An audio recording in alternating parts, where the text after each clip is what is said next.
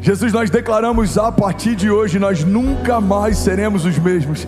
Nossos ouvidos, o nosso coração, os nossos olhos estão abertos, atentos para receber a palavra da fé. Nós declaramos em nome de Jesus, salvação chegando na casa de famílias hoje, cura tocando pessoas hoje, restauração. Pai, nós declaramos em nome de Jesus o maior romper da nossa história, começando nesses dias. Essa é a nossa oração, essa é a nossa declaração de fé em nome de Jesus. Se você crê, diga amém.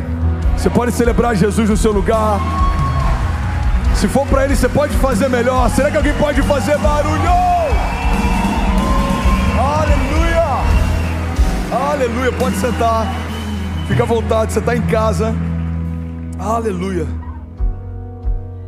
Jesus, apertem os cintos. Senhoras e senhores, a gente vai para um lugar ainda mais fundo em Deus. Alguém crê nisso? Diga amém. A gente estava falando sobre as obras da carne e o fruto do Espírito. E eu preciso de pelo menos uns 100 incendiários comigo aqui hoje. Tem algum incendiário aqui hoje? Não se distraiam, intercessores, não se distraiam. Pastores, líderes de GC, voluntários, não se distraiam. A gente começou a falar sobre isso há 2 semanas atrás. Essa é a 3ª semana. E sinceramente, quanto mais eu medito nisso, mais eu sinto um convite do Espírito Santo para a gente se aprofundar nisso. E eu não sei até quando vai essa série, mas eu sei para que lugar essa série vai levar a gente. Deus está nos chamando para um lugar de maturidade e de temor mais alto. Alguém crê nisso? Diga amém. Então eu tenho falado sobre algumas coisas que também permeiam esse assunto, mas que não necessariamente são o assunto, porque a gente está construindo aqui uma visão, a gente está construindo aqui um entendimento, a gente está removendo sofismas, a gente está removendo coisas que nos impediu de enxergar claramente, a gente está indo para um lugar mais fundo em Deus. Você crê nisso? Diga amém. A palavra de Deus diz em Gálatas 2,19: porque eu, mediante a própria lei, morri para a lei, a fim de viver para Deus. Estou crucificado com Cristo, logo já não sou eu quem vive, mas Cristo vive em mim. E esse viver que agora eu tenho na carne, eu vivo pela fé no Filho de Deus, que me amou e que se entregou por mim. Alguém pode dizer glória a Deus por isso? Qual é o propósito do Evangelho?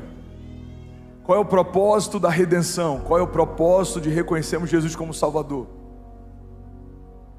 O propósito é nos tornarmos separados do mundo e reconectados ao Pai. O propósito é nós vivemos uma nova vida, e para você viver uma nova vida tem que ser de um novo jeito, porque não é o mesmo tipo de vida, não são mais os mesmos termos, não é mais a mesma dinâmica. É por isso que é impossível viver o novo com as ferramentas do velho, é impossível viver o novo com a dinâmica do velho. Alguém está comigo? Diga amém. É por isso que eu falo, por exemplo, sobre finanças. Às vezes a gente está vivendo debaixo de uma nova aliança, mas a gente se move por uma dinâmica da aliança antiga. No jardim, a provisão já existia antes da necessidade chegar. Então o homem não precisou aprender a semear para colher, o homem precisou aprender a semear para colher depois da queda. Deus disse: olha, porque você pecou, agora você vai comer do fruto do seu suor, do seu trabalho. Ou seja, semear para comer é uma dinâmica depois da queda. A dinâmica antes da queda era colher para replantar. O homem não plantou uma árvore frutífera, todas elas já tinham sido plantadas por Deus. Então ele colhia dos seus frutos, e quando ele jogava no chão as sementes, elas eram replantadas. Alguém está comigo? Diga amém. Então é possível estar numa nova aliança e se mover por uma dinâmica da velha aliança. Continuo achando que é pelo suor do meu trabalho, é porque eu sou muito bom, é porque eu sou o provedor da minha casa. Se eu não fizer, não tem. Se eu não trabalhar, não tem. Não, irmão, isso é uma dinâmica caída. Estamos debaixo de uma nova aliança, precisamos usufruir dessa nova aliança. Alguém está comigo? Diga amém. E muitas vezes, em vários aspectos, a gente está debaixo de uma nova aliança, se movendo por uma dinâmica antiga. Princípios quebrados, princípios da honra, submissão, autoridade, temor. Uma igreja que está no modo automático, ela acredita que está debaixo de uma nova aliança, mas ela se move como se não tivesse. E a palavra diz claramente: eu morri para o mundo e eu nasci para Deus. E agora eu vivo na carne para a glória de Deus. Eu me sustento por Deus, eu me movo por Deus. Tudo aponta para Ele, tudo acaba nele, começa nele, se sustenta nele. Alguém crê nisso? Diga amém. Então, irmão, guarda isso. Se nós não estamos nos distanciando do mundo a partir desse encontro com Deus, não é com Deus com que nós nos encontramos. Talvez com a religião, talvez com um convite que tenha sido sedutor, eu não vou nem dizer irresistível, talvez tenha sido sedutor, talvez com algo que nos mantenha aquecidos. Mas o papel da igreja não é fazer a sua alma se sentir quentinha. O papel da igreja é tirar você do inferno e trazer você para o reino do Filho do seu amor.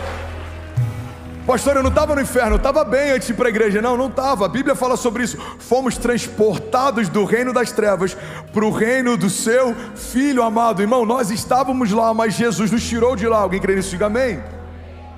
O Evangelho não é um aquecimento para a alma, não é um cobertor para os nossos sentimentos. O Evangelho é para que morra quem a gente era e possa nascer quem Deus sempre quis que a gente fosse. O Evangelho fala de novo nascimento, de morte, de crucificação. Mas o Evangelho também fala de redenção, de governo, de aliança. Alguém crê nisso? Diga amém.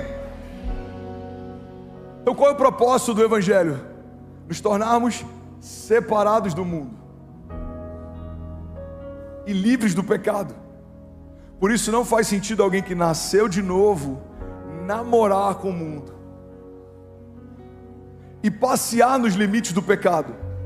Uma das perguntas que nós pastores mais recebemos nas redes sociais: pastor, isso é pecado? Tem uma citação do Francis Chan, eu não lembro qual que é o livro dele, mas ele diz que um dos problemas mais crônicos dessa geração é que a maior parte dessa geração quer saber sobre o que leva para o pecado e o que não leva, o que leva para o inferno e o que não leva, não porque quer estar com Jesus em amor, mas porque quer se livrar da imagem que venderam sobre o que é o inferno. Quando eu pergunto o que é pecado, só para saber até onde eu posso ir, está muito claro que eu não quero viver numa posição alta de santidade, eu só não quero ir para o inferno. Esse lugar é muito medíocre diante daquilo que Deus tem para você. Deus nos chamou para governar com Ele nas regiões celestiais. Vivemos de glória em glória, vivemos de milagre em milagre. Não é para a gente só saber até onde não dá para ir, é para a gente saber aonde Ele quer que a gente esteja. Até onde dá para ir sem não. Deus, aonde você quer que eu esteja? Em que posição o teu sangue me colocou? Em que posição o teu filho me estabeleceu? Quem eu sou? O que eu carrego? Quem você é, o que você carrega. Por isso que a Bíblia diz que precisamos conhecer e prosseguir em conhecer a Deus. O povo que não conhece ao Deus que serve pode não estar servindo ao Deus que acredita que serve, ou pode estar servindo do jeito errado. Por quê? Porque é uma premissa básica. Só dá para obedecer quem sabe o que o outro espera de si. Como eu posso cumprir o princípio da obediência se eu nem sei o que Deus espera de mim? Alguém está comigo? Diga amém. Então Paulo está dizendo: olha, eu não vivo mais para mim, não é mais para os meus desejos, não é mais para as minhas vontades. Agora eu vivo para a glória de Deus, eu vivo para os planos de Deus, eu vivo a jornada de Deus, eu vivo nos termos de Deus, porque é para esse lugar que o Evangelho me trouxe. Eu fui agora restabelecido, eu fui agora colocado numa nova posição. E essa posição exige de nós como igreja algumas coisas: estarmos separados do mundo, estarmos livres do pecado. É uma premissa básica, não dá para ser pleno sem a gente cumprir esse princípio. João 15 diz assim: vocês já estão limpos por causa da palavra que lhes tenho falado. Permaneçam em mim e eu permanecerei em vocês. Como o ramo não pode produzir frutos de si mesmo se não permanecer na videira, assim vocês não podem dar frutos se não permanecerem em mim. Primeiro ponto que eu quero compartilhar aqui: fomos salvos pelo sangue de Jesus, mas somos purificados pela palavra. Bom, olha para mim, o sangue te restabeleceu posição, acesso, filiação, mas é a palavra quem purifica você todos os dias. Eu vou falar um pouco sobre isso. É por isso que é importante entendermos sobre o poder do sangue, mas também é importante entendermos quando a Bíblia fala sobre a palavra como uma água purificadora. Uma das orações que normalmente eu faço, quando a gente está falando sobre ansiedade, sobre medo, sobre pensamentos de morte, é para que Deus possa lavar os nossos pensamentos com a água viva. Por quê? Porque pensamentos lavados com a água viva, com a palavra de Deus, são pensamentos realinhados, reposicionados em Deus. Irmão, você precisa ser purificado todos os dias. Vamos ser sinceros, tem brincadeiras que no início da nossa conversão não cabiam, mas depois de um tempo a gente começa a não se incomodar mais. Tem conversas que a gente sabia que não eram pra gente, depois de um tempo a gente começa a não se incomodar mais. Tem falas que a gente já sentia, tinha uma impressão no nosso coração e no nosso espírito, não é pra mim esse tipo de fala, mas depois de um tempo a gente começa a não se incomodar mais. É sobre isso que eu quero falar. Deus chamou você para uma posição em que você vai usufruir do fruto do Espírito e você vai rejeitar as obras da carne. Não dá para servir as duas coisas ao mesmo tempo. Alguém está comigo? Diga amém. João 15, vocês já estão limpos por causa da palavra. É interessante, eu estava meditando um pouco sobre alguns estudos do pastor Luciano Subirá. Vários deles me inspiraram, inclusive, para a pregação de hoje, em especial. E ele estava falando sobre essa correlação entre o sangue e a água. O sangue nos coloca de volta nessa posição em Deus e a água nos purifica. E é quase que um simbolismo profético aquilo que acontece com Jesus na cruz do Calvário, porque durante todo o período da crucificação ele sangra, mas em algum momento quando flecham ele, o que sai dele é água. Em todo o tempo você vê a representação do sangue nos trazendo para um lugar de redenção e da água nos trazendo para um lugar de purificação. No tabernáculo era assim também.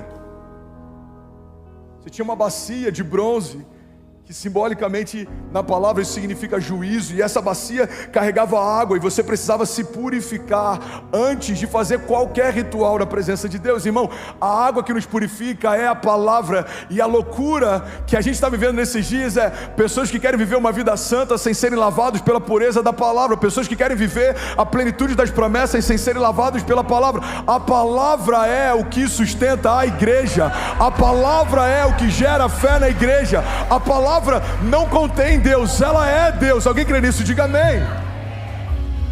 A palavra é o próprio Deus. Ele quer santificar a sua igreja, Ele quer lavar você, Ele quer aumentar o teu nível de temor, de unção, de autoridade, de sensibilidade, de revelação.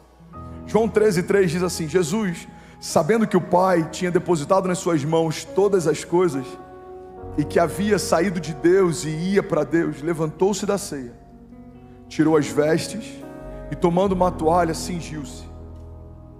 Depois deitou água numa bacia e começou a lavar os pés dos discípulos e a enxugar-lhes com a toalha com que estava cingido. Aproximou-se, pois, de Simão Pedro, que lhe disse: Senhor, tu lava-me o pé a mim? Respondeu então Jesus e disse-lhe: o que eu faço não sabes tu agora, mas tu o saberás depois. Então disse-lhe Pedro: nunca me lavará os pés. Então respondeu Jesus: se eu não lavar os teus pés, você não tem parte comigo. Então disse Pedro: Senhor, não só os meus pés, mas também as mãos e a minha cabeça. Alguém pode dizer glória a Deus por isso? O lava-pés, naquela época como prática, estava ligado a uma higiene. Você vinha andando de várias cidades, você percorria quilômetros com sandálias, os seus pés estavam sujos. Então, como uma prática de higiene, o propósito era tornar os seus pés mais apresentáveis, mais limpos, para você entrar num ambiente. Mas nesse lugar que Jesus está levando os discípulos, a dinâmica que Jesus está fazendo, ela é profética, ela é simbólica, ela aponta para algo. Ele não está simplesmente lavando os pés dos discípulos da poeira, mas ele tá ensinando um princípio. Se eu não puder lavar vocês, purificar vocês, eu não posso ter parte com vocês. Porque aquilo que é santo não se mistura com aquilo que não é. Aquilo que é puro não se mistura com aquilo que não é. Porque quando você pega um pouco de pureza e mistura com um pouco de sujeira, tudo se torna sujo. Se eu pegasse um copo d'água aqui e eu trouxesse uma gota da água que tem lá fora, na caixa de gordura da igreja, e falar assim: irmão, eu vou botar uma gota só numa garrafa de 2 litros, você beberia dessa água, sim ou não? Mas é exatamente assim que muita gente está tentando encarar a sua jornada de fé. A Bíblia fala que uma mosca num perfume, ele estraga todo o óleo, toda a unção. Os vitimistas vão dizer: mas a culpa não é minha, ela caiu. Os negacionistas vão dizer: não tem nada de errado, é só uma mosca. Mas os maduros entendem que só entrou uma mosca num perfume caro porque alguém deixou ele descoberto. Qual que é o seu papel, irmão? É cobrir Com tudo que tem, protege a unção. Com tudo que tem, mantém guardada a tua santidade. Com tudo que tem, protege a tua identidade. Porque ela que te dá acesso ao reino, ela te dá acesso às promessas, ela te dá acesso ao Pai. Alguém está comigo? Diga amém. Não dá para servir a dois senhores. Pastor, mas eu estou na igreja, não tem como eu viver nenhuma obra da carne. Você acha que não? Esses dias criaram um grupo alternativo em um dos ministérios da nossa igreja para discutir, sem a presença de pastores e sem a luz da palavra, o que não concordava a respeito da liderança desse ministério. E a minha pergunta é, qual é a diferença entre isso e o que a Bíblia chama de facção? Porque falar sem ser com aquele que pode resolver não é para trazer luz. Isso se chama fofoca. A Bíblia fala de feitiçaria, e muitas vezes a gente acha que feitiçaria vai estar ligado a algo mais esotérico, mas rebeldia é tal como feitiçaria. O que é rebeldia? É não se submeter. Se a gente vai para o carisma, a gente aprende sobre submissão e autoridade. Toda autoridade é constituída, ela é instituída, estabelecida por Deus. Você está comigo? Diga amém. Pastor, você está dando alguma indireta para Alphaville? Não, irmão, eu já vivi isso em todas as igrejas. Mas eu confesso que aqui foi maior do que eu já tinha visto em outras. Mas eu também sei que isso já passou. O melhor de Deus já está acontecendo, amém? Eu lembro no início foi complicado. Tinha um grupo de louvor, criaram um grupo paralelo. Tinha um grupo do carisma, criaram um grupo paralelo. Tinha um grupo do não sei o que, criaram um grupo paralelo. Irmão, criar uma força paralela não é diferente do que o tráfico faz em relação à polícia, por exemplo. Não reconhecemos o Estado absoluto, então criaremos um Estado à parte. Não reconhecemos uma liderança, então criaremos uma liderança à parte. O problema é que Jesus não criou uma igreja à parte. Ou você se submete, ou você é insubmisso. Ou você honra, ou você é rebelde. Alguém está comigo? Diga amém. Essas são obras da carne, sem perceber, irmão. A gente pode estar vivendo isso, não só na igreja, no trabalho. Cria um grupo, só fala mal do patrão. Ele é tão ruim, sai de lá. Mas se você está aí, a sua família usufrui do que você recebe, daí honra. A Bíblia diz, façam para o seu Senhor como se fizessem para o próprio Deus. Por quê? Porque você expressa o caráter de Deus. Eu conheço grandes empresários que não querem contratar evangélicos, porque dizem que são alguns dos funcionários que mais dão trabalho. Sabe por que existem alguns evangélicos que dão trabalho? Porque eles acreditaram a parte da Bíblia que fala sobre fomos chamados para governar e acham que tudo é pequeno demais para ele. Esse trabalho é pequeno demais, o salário é pequeno demais, eu trabalho demais, porque Deus me chamou para ser cabeça e não cauda. Mas isso daqui tem que estar em equilíbrio com a parte que somos submissos, somos mansos, somos aqueles que somos agentes de paz, somos conciliadores. E se você só pega essa parte e não essa, irmão, você só é alguém iludido. Não tem nada pior do que um tolo animado. A gente sai de um culto, não, esse ano vai ser o melhor ano da minha vida. Como que eu vou acessar isso? Pelo fruto do Espírito, não pelas obras da carne. Alguém está comigo? Diga amém. Coloca a mão nas minhas palavras, por favor. Mas se não quiser, tudo bem. Eu preciso pregar o que Deus está falando com a igreja. Você está comigo? Diga amém. Efésios 5:23 diz, porque o marido é o cabeça da mulher, como também Cristo é a cabeça da igreja, sendo ele próprio o salvador do corpo. De sorte que assim como a igreja está sujeita a Cristo, assim também as mulheres sejam em tudo sujeitas a seus maridos. Vós maridos, amai as vossas mulheres, como também Cristo amou a igreja e a si mesmo se entregou por ela. Agora pega essa chave. Para a santificar, purificando-a com a lavagem da água pela palavra, para apresentar a si mesmo a igreja gloriosa, sem mácula, sem ruga e nem coisa semelhante, mas santa e irrepreensível. Alguém pode dizer glória a Deus por isso? Aqui em Efésios tem uma direção clara para maridos e mulheres, para maridos e esposas, mas como ele faz uma referência do marido a Cristo e a mulher à igreja, aqui a gente tem uma direção prática também para a igreja. O que a palavra está dizendo? Que Jesus, ele salvou o corpo, a igreja, e ele tem um propósito, para a santificar. Irmão, você não foi salvo só para ser salvo, você foi salvo para ser santo. Eu vou falar isso mais uma vez e alguém vai pegar isso aqui. Você não foi salvo só para ser salvo. Você foi salvo para ser santo. Jesus não morreu para você se tornar crente. Jesus morreu para você se tornar filho. É para esse lugar que Ele quer te levar. Alguém crê nisso? Diga amém. Então Ele está dizendo, olha, Jesus salvou a igreja com propósito. Qual que é o propósito, pastor? Para santificá-la. E como que Ele vai santificá-la? Purificando-a com a lavagem da água pela palavra. Santifica a igreja é a palavra. Pastor, mas por que a igreja tem crescido tanto e a gente não tem visto o mesmo nível de santidade crescendo? Porque nem todo mundo está pregando a palavra, nem todo mundo está ouvindo a palavra. Tem pregações e sermões que parecem mais com uma palestra motivacional do que o evangelho. Aí tem gente que vai falar, André, mas sinceramente, eu já ouvi pregações suas. Você fala de um evangelho açucarado. Não, eu falo de coerência.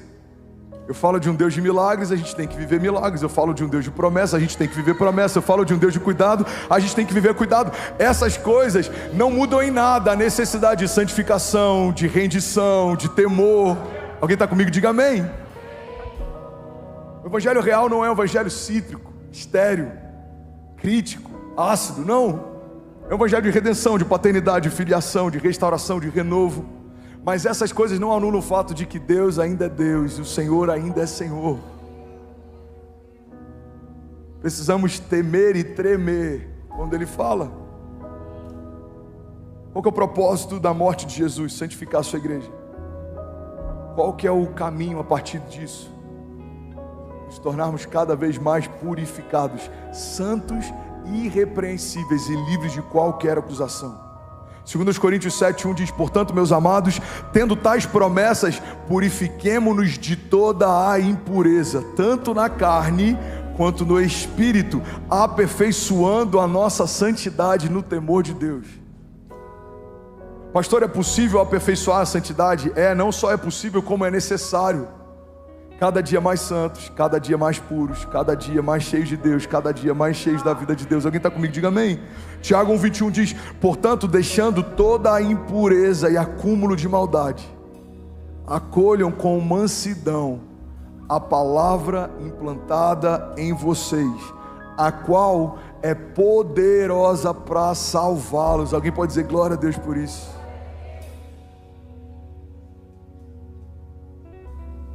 Quem está recebendo algo de Deus, diga amém.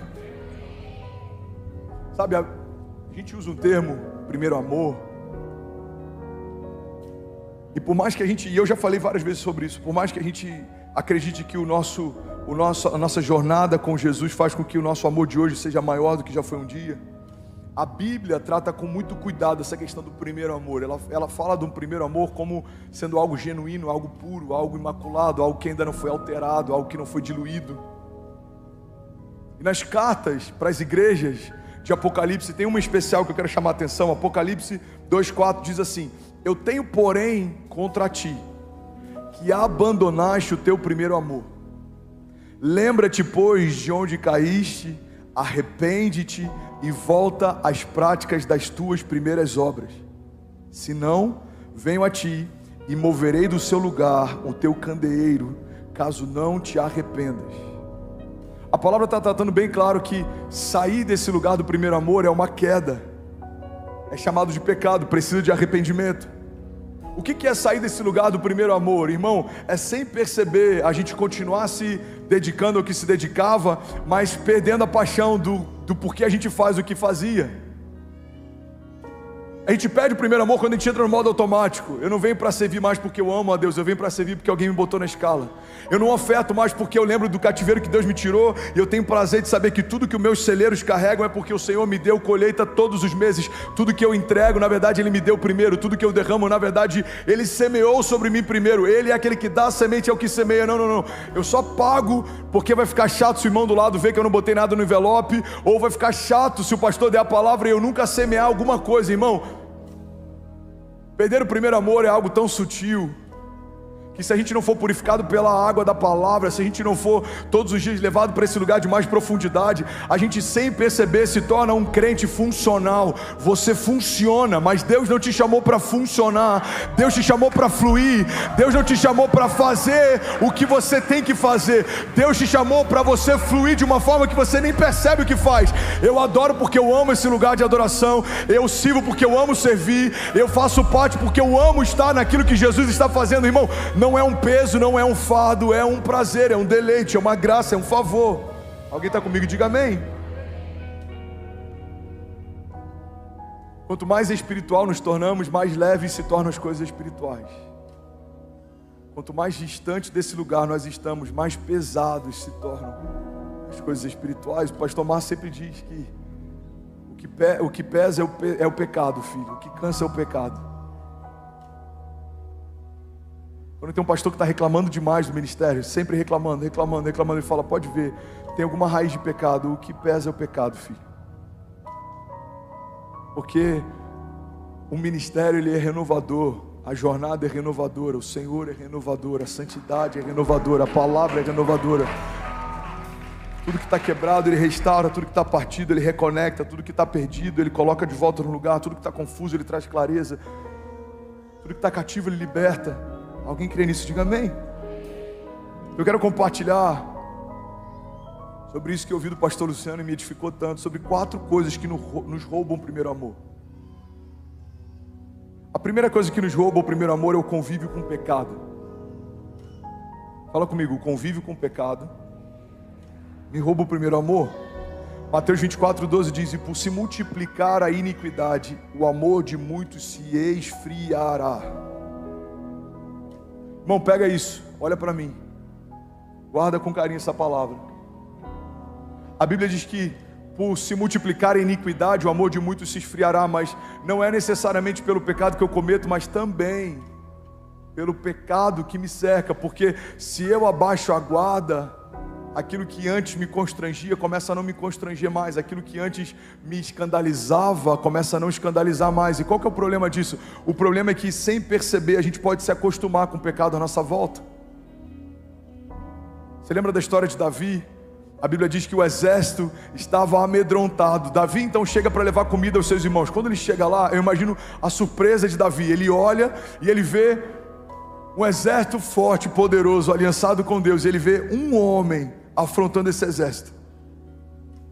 E eu acredito, irmão, isso é um pensamento meu, que uma das coisas que causou tanta surpresa em Davi é que ele era um agente novo num cenário.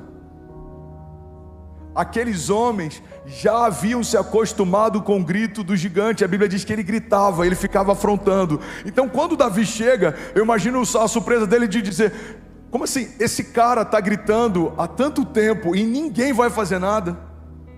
Você sabe uma coisa que muitas vezes acaba sabotando a gente? Guarda isso, irmão, é esse consciente coletivo. Você sabia que existe um fenômeno no mercado, por exemplo, financeiro, que é o FOB, que é Fear of alguma coisa? Não vou lembrar agora. Alguém sabe qual que é a tradução? Isso, missing out, thank you.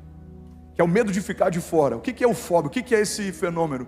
Todo mundo está comprando, sei lá, Bitcoin, está ganhando dinheiro. Aí seu amigo fala, cara, eu comprei, já dobrou. Cara, eu comprei, ganhei 30%. Aí você fala, meu Deus, eu não posso ficar de fora. E você vai lá, compra, e aí tem uma queda de mercado e você perde tudo. Por quê?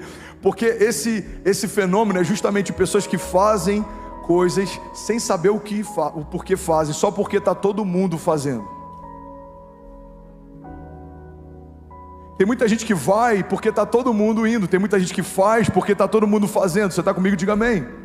O problema, irmão, da gente ser cercado por um cenário em que o pecado não é mais tão constrangedor, é que sem perceber a gente começa a achar que é natural o que a Bíblia abomina. Não é natural a sua filha dormir com o namorado na sua casa. Não é porque você prefere que ela esteja em casa do que na rua. Não é normal. Isso é abrir mão de um sacerdócio. Isso é quebrar um princípio de santidade. Isso não é normal. Não, mas todas as amigas da minha filha fazem. O problema é delas. Você não é sacerdote sobre a casa delas, você não é pai delas, mas você é sacerdote sobre a sua casa e você é pai da sua filha. negociamos princípios, negociamos valores, negociamos algumas áreas que, sem perceber o que o coletivo faz, começa a respaldar o que a gente não se incomoda mais em fazer. A Bíblia diz que pela multiplicação da iniquidade, o amor de muitos se esfriará. Igreja, olha para mim, o que esfria o nosso amor não são as lutas, é o pecado. Por que você esfriou? Cara, muita luta. Não. Isso é desculpa que você usa para justificar a falta de busca. Por quê? Porque Davi lutou contra gigantes e se tornou maior. Depois ele lutou contra a perseguição de Saul, se tornou ainda maior. Depois ele lutou contra exércitos, se tornou ainda maior. A gente olha a história de Daniel, recebeu autoridade e sabedoria na Babilônia, se tornou maior, foi para um lugar de perseguição mais alto, Deus colocou ele em um lugar ainda mais alto. A gente olha para a história de José, irmão, nenhum herói da fé que enfrentou desafios com Deus, ou por causa de Deus, desanimou ou esfriou, pelo contrário, cada dia amavam mais o Senhor. O que faz a gente esfriar é a normatização do pecado. A iniquidade é a normatização do pecado. Me escandalizava, não incomoda mais. Quem está comigo, diga amém. Primeira coisa que me rouba o primeiro amor, o convívio com o pecado. Segunda coisa que pode roubar da gente o primeiro amor, a falta de profundidade. Fala comigo, falta de profundidade pode me roubar o primeiro amor. A parábola do semeador em Lucas 8,13 diz assim: aqui caiu sobre a pedra, a semente que caiu sobre a pedra, são os que, ouvindo a palavra, a recebem com alegria.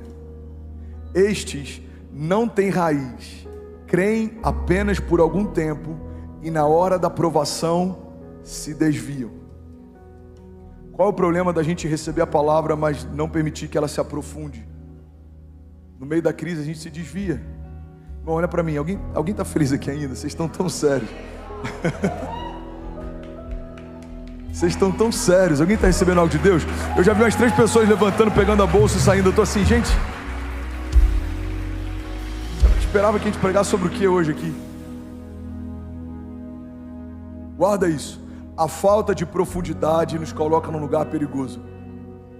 Recebemos uma boa palavra, mas não conseguimos suportá-la. Recebemos uma boa palavra, mas não conseguimos abraçá-la. Ela se perde, ela se esvai, ela se dilui.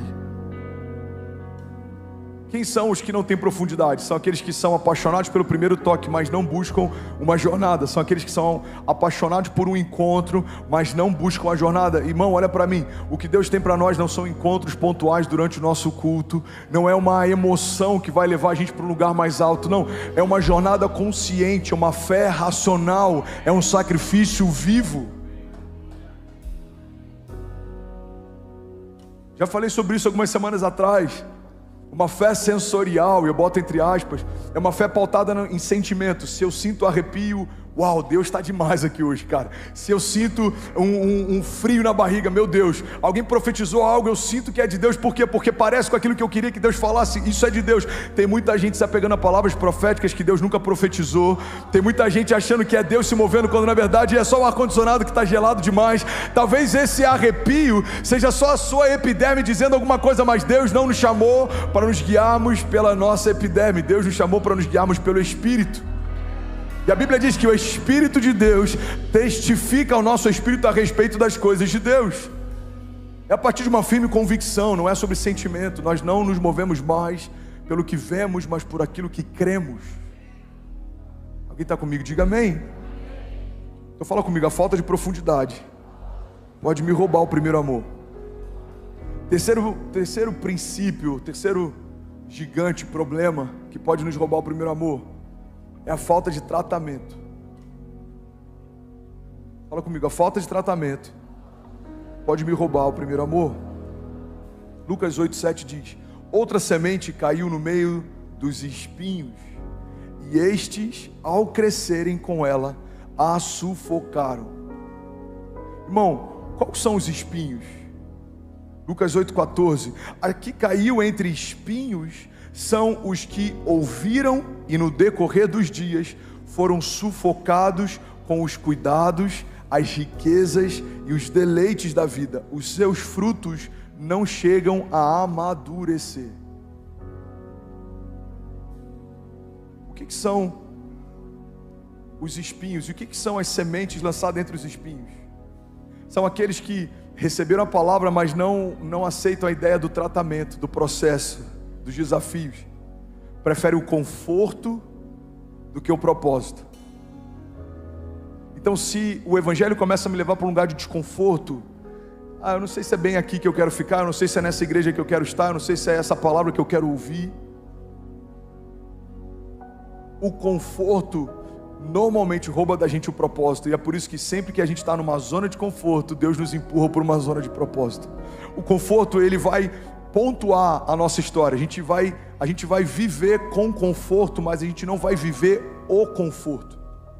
Todas as vezes que eu estava num lugar plenamente confortável, Deus me tirou e me colocou no meio de um desafio. Por quê?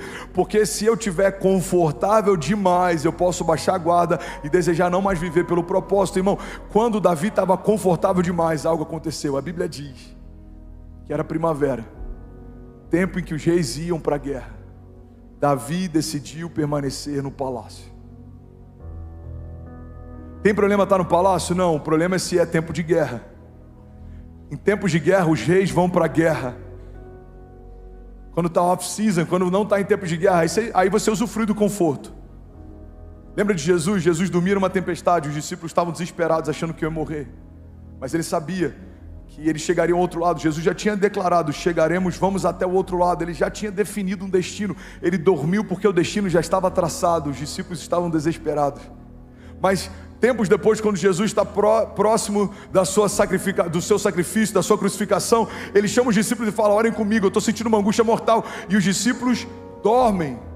Mais uma vez ele volta e ele clama para que os discípulos possam orar com ele. Os discípulos dormem. Irmão, o que a gente aprende com a história de Jesus é que a gente precisa entender os momentos da gente descansar e os momentos da gente se posicionar. E isso não tem a ver com os cenários. Se o cenário é de tempestade, mas Jesus diz: filho, pode dormir, eu estou com você, pode dormir, pode descansar. Pastor, mas é contra-intuitivo, não faz sentido. Mas não faz sentido mesmo. Agora, se Jesus fala: filho, se posicione, é tempo de orar, não se distraia. A gente tem que se posicionar e orar, não pode se distrair. Então a falta de tratamento, a falta de processo rouba de muita gente o primeiro amor. Por quê?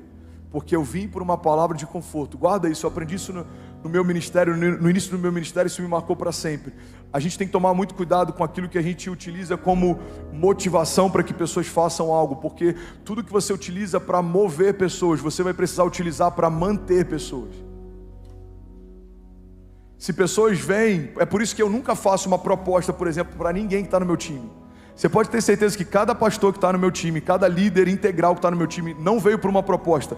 Ele sempre vem e depois a gente conversa. Por quê? Porque se você vem por uma proposta, você só se mantém por uma proposta. Cara, eu estou indo lá para ficar com o André em Alfa. Por quê? O salário é bom. Quando a próxima igreja te oferecer um salário melhor, você deixa a gente. Cara, os benefícios são incríveis. A gente ainda não tem, vai ter. Nossos pastores ainda não têm plano de saúde, vão ter. Amém? O nosso staff está aqui porque ama, irmão. A maior parte deles ganha muito menos do que ganharia no mercado. Muito menos. Seu pastor ganha de salário mensal o que ganharia com uma palestra no secular. E olha que a gente já fechou algumas. Um dia paga um mês, mas por quê? Porque eu não estou aqui pelo benefício, eu estou aqui pelo propósito. Guarda isso, irmão. Se você chama alguém pela proposta, você só mantém pela... É por isso que a gente tem que tomar muito cuidado com o motivo pelo qual a gente vai até Jesus, porque se a gente vai para Jesus só buscando conforto, a gente só se mantém enquanto está confortável. Qual que é o problema da gente ir para Jesus? Se for para ele, você pode celebrar.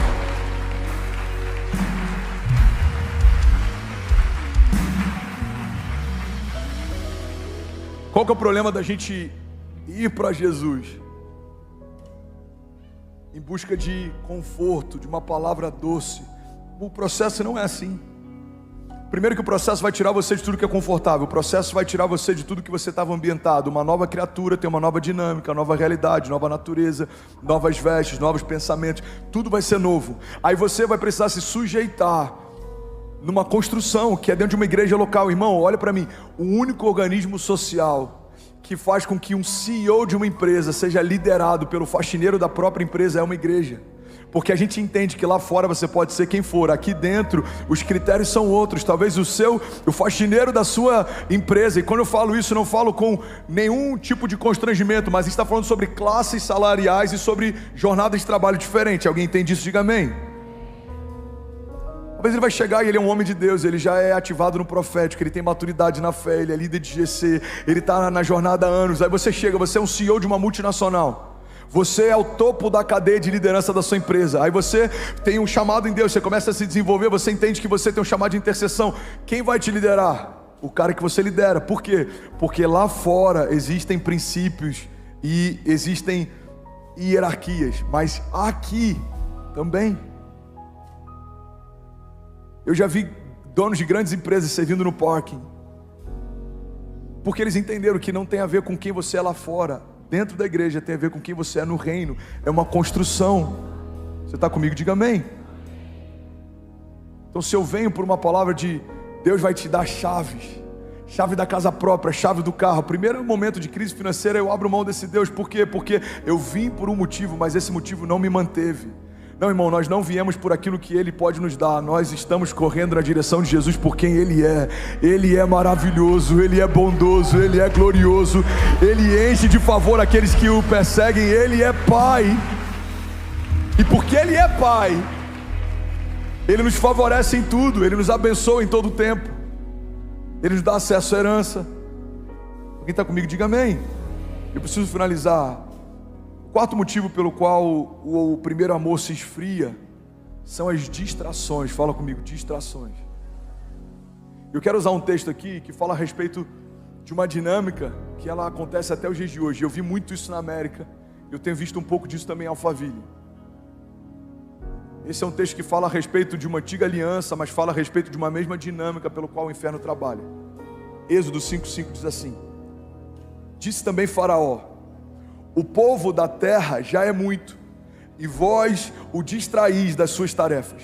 Naquele mesmo dia, pois, deu ordem Faraó aos superintendentes do povo e aos seus capatazes, dizendo: daqui em diante não torneis a dar palha ao povo para fazer tijolos como antes. Eles mesmos que vão e ajuntem para si a palha, e exigirei deles a mesma conta de tijolos que antes faziam. Nada diminuireis dela.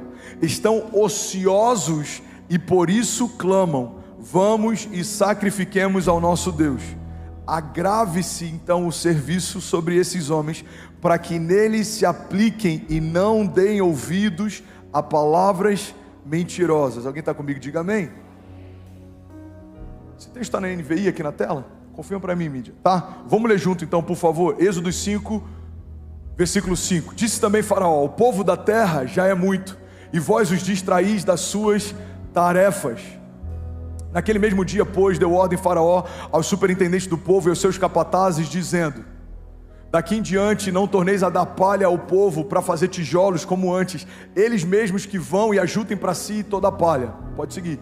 E exigireis deles a mesma conta de tijolos que antes faziam. Nada diminuireis dela. Então estão ociosos e por isso clamam: vamos e sacrifiquemos ao nosso Deus.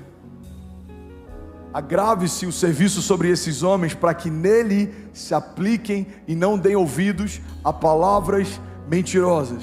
Irmão, pega isso aqui. Desde Faraó existe uma dinâmica do inferno para distrair o povo de Deus. Se eles estão com muito tempo para adorar, dá mais trabalho para eles. Se eles estão com muito tempo para cultuar, dá mais trabalho para eles. Se eles estão com muito tempo para servir, dá mais trabalho para eles. A fala de Faraó precisa ser entendida nos dias de hoje, porque a tipificação de Faraó é justamente a tipificação de Satanás. Na história bíblica, a simbologia de Faraó é justamente a simbologia de Satanás. O cativeiro no Egito é justamente o cativeiro no inferno, e a libertação do povo fala justamente sobre a libertação que nós vivemos a partir de Jesus. Você está comigo? Diga amém. Então guarda isso, a dinâmica que acontece desde que o povo era cativo, antes de Jesus e ainda na antiga aliança, é quando o povo está livre demais para cultuar e buscar a Deus, vamos dar mais trabalho para eles. A diferença é que enquanto éramos escravos, trabalhávamos, alguém mandava que a gente trabalhasse mais, e isso fazia com que a gente cultuasse menos. Mas agora que somos livres, muitas oportunidades de ganhar dinheiro têm feito a gente trabalhar mais e cultuar menos. Uma das coisas que eu mais vi na América são homens que foram para a América tentando dar uma vida melhor para sua família e perderam a sua família porque passaram a amar o dinheiro. Uma das coisas mais perigosas na América, eu fiquei lá por quase 5 anos, pastorei por 4 anos e meio lá, é que a América ensina a gente uma dinâmica: time is money, tempo é dinheiro. E quando você entende que tempo é dinheiro, você começa a precificar cada hora do seu dia. E quando você começa a entender que cada hora do seu dia vale algo, você começa a fazer conta quando você pensa em abrir mão de 2 horas para cultuar a Deus. Quantas vezes eu vi pessoas falando: pastor, não tem como eu servir essa semana porque, cara, eu estou fritando, tá surgindo muita oportunidade, eu estou trabalhando. O cara aprendeu que a hora dele vale $100, $50, $200. Então ele pensa: se eu ficar 2 horas cultuando, eu abri mão de $300, $400. Irmão, quando o tempo se torna o nosso Deus, quando o dinheiro se torna a nossa motivação, a gente já se perdeu e nem sabe. A riqueza do tipo de Deus, ela não acrescenta dores. Olha o que a Bíblia diz: a riqueza que eu tenho para vocês, ela não acrescenta dores. Não é porque a gente vai trabalhar 2 vezes mais que a gente vai ganhar 2 vezes mais. A Bíblia diz que Deus dá àqueles que Ele ama enquanto dormem. Em outra passagem a Bíblia diz que nenhum ouvido ouviu, nenhum olho viu outro Deus além do nosso, que trabalha para aqueles que nele confiam. Você pode levantar sua mão em nome de Jesus? Declare com autoridade, diga: o trabalho, o dinheiro, as preocupações, diga, não vão roubar de mim o lugar principal de Deus. Diga: Deus é Deus, Ele é bom em todo tempo. Diga: a sua bondade e a sua misericórdia me seguirão todos os dias. E a provisão que eu tenho não vem do meu suor, diga, vem de Deus. Eu trabalho para cooperar com aquilo que Deus já está fazendo, mas Ele é a minha garantia, a minha provisão, a minha segurança. Diga: Deus é bom e a sua misericórdia dura para sempre. Diga: e a minha confiança está no fato de que Ele é um bom pastor e de nada eu terei falta. Nada vai faltar na minha casa, nada vai faltar para os meus filhos, nada vai faltar nos meus negócios. Diga: a provisão do tipo de Deus, a riqueza do tipo de Deus foi liberada sobre mim, e eu não abro mão dela, em nome de Jesus. Você pode celebrar Jesus no seu lugar. Aleluia. Irmão, eu juro que eu vou terminar em 2 minutos. Pastor Danilo Figueira, ele diz que não ter tempo para Deus é a atitude de quem não entendeu o valor da eternidade. Se não temos tempo para Deus agora, por que queremos a eternidade onde teremos tempo só com Ele? Não ter tempo para Deus, igreja, é a atitude de quem não entendeu o valor da eternidade. Timóteo 4,7, Paulo diz: eu combati o bom combate, completei a carreira e guardei a fé. Desde agora me está guardada a coroa da justiça, que o Senhor, o reto juiz, me dará naquele dia, e não somente a mim, mas também a todos que amam a sua vinda. Pastor, qual que é o caminho de volta então? Eu quero voltar ao primeiro amor, eu quero buscar o fruto do Espírito, eu quero abrir mão das obras da carne, eu quero me santificar pela água da palavra, eu quero ser santo, irrepreensível, livre de qualquer acusação, eu quero me tornar pleno em Deus, eu quero maturidade em fé. Qual que é o caminho de volta? Apocalipse 2,5. Lembra-te, pois, de onde caíste. O louvor pode subir. Arrependa-te e volta à prática das primeiras obras. São 3 dinâmicas. Primeira, lembra-te. Traz à tua memória o que te dá esperança. Lembra de como queimava no primeiro amor. Lembra de quando você queimava, quando Jesus falou as primeiras vezes sobre as promessas. Lembra desse lugar. Lembra dessa atmosfera. Lembra dessa profundidade. Lembra-te. Segunda chave que Deus nos dá é arrependa-te. Não é só lembrar, é a gente se arrepender. O arrependimento é a chave que libera o novo de Deus. O arrependimento é a chave que nos dá acesso ao temor do Senhor. O temor do Senhor é o princípio da sabedoria. O temor do Senhor é o que nos torna fortes. Por que você não peca? Porque eu temo a Deus. Por que você não toma uma outra mulher para você? Porque eu temo a Deus. Você vai falar ao longo da sua semana: por que você não rouba? Porque eu temo a Deus. Por que você não faz? Porque eu temo a Deus. Não é porque um conjunto de práticas morais me diz que eu não posso, é porque o meu Deus diz que isso não alegra o coração dele. Por que José não tomou a mulher de Potifar para si? Porque ele temia a Deus. Por que Davi não matou Saul mesmo podendo fazer? Porque ele temia a Deus. Eu não tocarei em alguém que o meu Deus ungiu. Por que Abraão abriu mão de tudo, de todo o conforto, para ir para um lugar que ele nem sabia qual era? Porque ele temia a Deus. Deus disse: sai, e ele saiu. E vai para o lugar que eu ainda vou te mostrar. Ele não pediu um mapa, não precisou fazer sentido para ele. Deus disse: não é aí mais que eu quero que você fique. Não é mais lá que ele ficou. Nem sempre Deus vai nos dizer para onde vamos, mas Ele sempre começa nos direcionando sobre onde não devemos mais ficar. Sai desse lugar, sai desse relacionamento, sai dessa aliança. Se for para Jesus, você pode fazer melhor. Arrependa-te.